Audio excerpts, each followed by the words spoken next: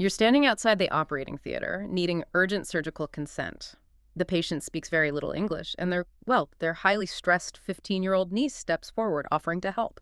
She says, "Don't worry, I can translate everything." And what do you do first? That immediate choice, it determines the safety of the patient, the validity of that consent, and frankly, your professional standing. That high-stakes dilemma is precisely why we're here. Welcome to the deep dive. Our mission today is to extract the essential, high-yield professional standards for navigating language barriers in healthcare. This isn't just about, common sense. It is a direct shortcut to mastering the specific requirements for valid consent, professional duty, and compliance with the General Medical Council. And the core professional truth we need you to walk away with can be summarized pretty simply, actually. Go on. Always use a professional interpreter. Speak plainly, confirm understanding using teachback, share information securely using approved systems, and document every single step of that process thoroughly. And why should you care about every nuanced rule we're about to discuss? Because clear, safe communication is a professional duty, and it's legally recognized as a requirement for reasonable adjustments. Absolutely. Language barriers are a documented patient safety risk, which means if miscommunication happens, you are professionally exposed. Right. And if you're navigating a high-stakes professional exam, you have to remember this. The system rewards you for choosing the robust, GMC-compliant route over the route of maximum convenience. Exactly. Choosing a trained professional interpreter will always outscore proceeding without checking understanding or, critically, relying on untrained, potentially biased family members. Okay, let's dive into the core mandate then. Where do these non-negotiable professional rules actually come from? They stem directly from GMC expectations regarding patient partnership. Arranging, interpreting, or translation services is defined as a professional duty because the patient has to be able to fully understand and actively participate in the decision-making process. So everything from giving consent to refusing treatment, or even just asking follow-up questions. It's all about ensuring equitable access.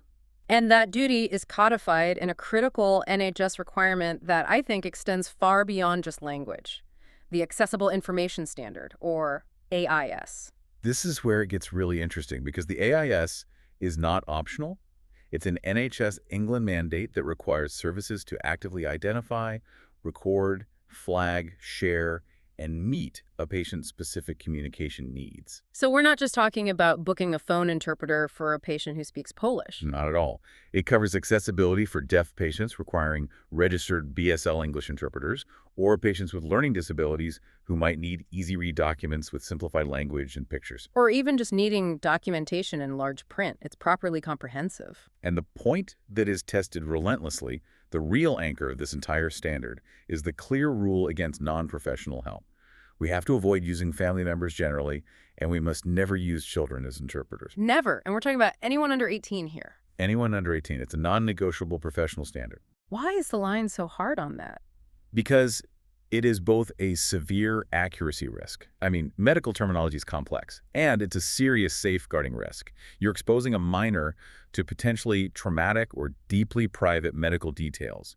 That choice will always score near the bottom. The guidance is crystal clear then. Children are strictly off limits for clinical interpretation. Full stop. Okay, so knowing the rules is one thing, but what about the practical application?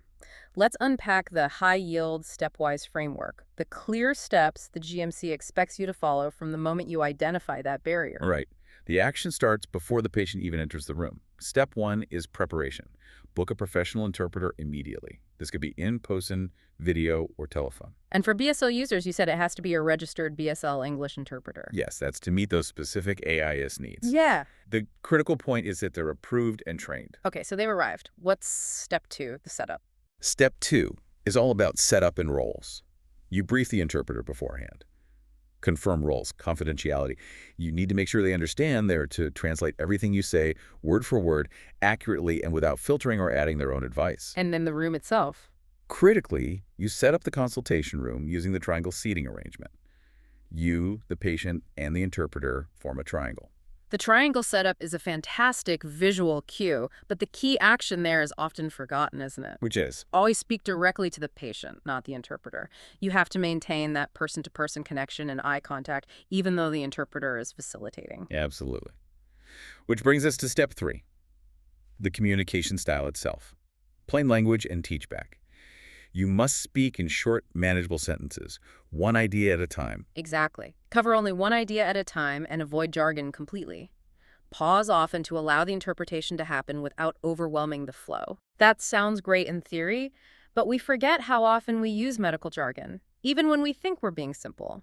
If I'm explaining a new blood pressure regimen, I might say, we need to start you on a low-dose ACE inhibitor. And right there, that's already 3 layers of jargon for a non-expert. No, precisely. And that's why the absolute must-do action before any surgical consent or before any major decision is finalized is to check understanding. This is where the teach-back method comes in. It's essential. The teach-back method is so powerful because it shifts the burden of proof, doesn't it? We so often confuse a patient nodding their head with them actually processing the information. Correct. Sure. The model phrase scores highly because it confirms true understanding. You say, to check I've explained it well, can you tell me in your own words what the plan is? And if they can articulate it back, you have closed the loop on understanding. You've closed the loop. Okay, finally we hit step 4, documentation and security. What specific records are required beyond the clinical plan? So you have to document who interpreted, the name or ID of the professional service or individual, the language used, and the scope of consent or any limits for sharing. And you must also verify the patient's identity and use approved secure systems for sharing the minimum necessary information. Avoid insecure channels entirely. Knowing the ideal steps is one thing, but what about when things go wrong? Where are the common pitfalls, when compliance and convenience clash? This is the high-yield territory for understanding traps. This is where patient safety and confidentiality they must, outrank convenience. The common SJT traps exploit urgency or pressure to see patients faster. Okay, trap number 1. Let's hit again. The child interpreter. Why is using a child or even a young teenager to interpret so utterly unacceptable? Because it's not just low scoring, it is fundamentally reckless. It risks inaccuracy in critical information, and it's a serious safeguarding concern. You must be prepared to use the model professional phrase. Which is? For your privacy and safety. And to ensure we get this right, we don't use children as interpreters. That is completely non-negotiable. Let's move to the gray area, trap 2, relying on family. If the patient is an adult and their spouse or adult child offers to interpret and they insist on it, how do we handle that without alienating the patient while maintaining compliance? This requires a bit of nuance, but the default position remains. Family members should be avoided. They lack training. They may filter information or introduce bias. However, if an adult patient insists on a relative Who is not a child. Yes, then the professional standard is complex. Walk us through that high-scoring sequence. First, the professional interpreter must still be offered. You explain clearly why the professional option is better: privacy, accuracy, impartiality. If the patient persists in declining the professional help and insisting on the adult relative, you must then confirm it is informed, voluntary permission. And you can't stop there. No. You then have to assess the risks of using the relative, set clear limits on the scope of the interpretation, maybe only for non-sensitive issues, and most importantly, you document all of that discussion extensively in the notes.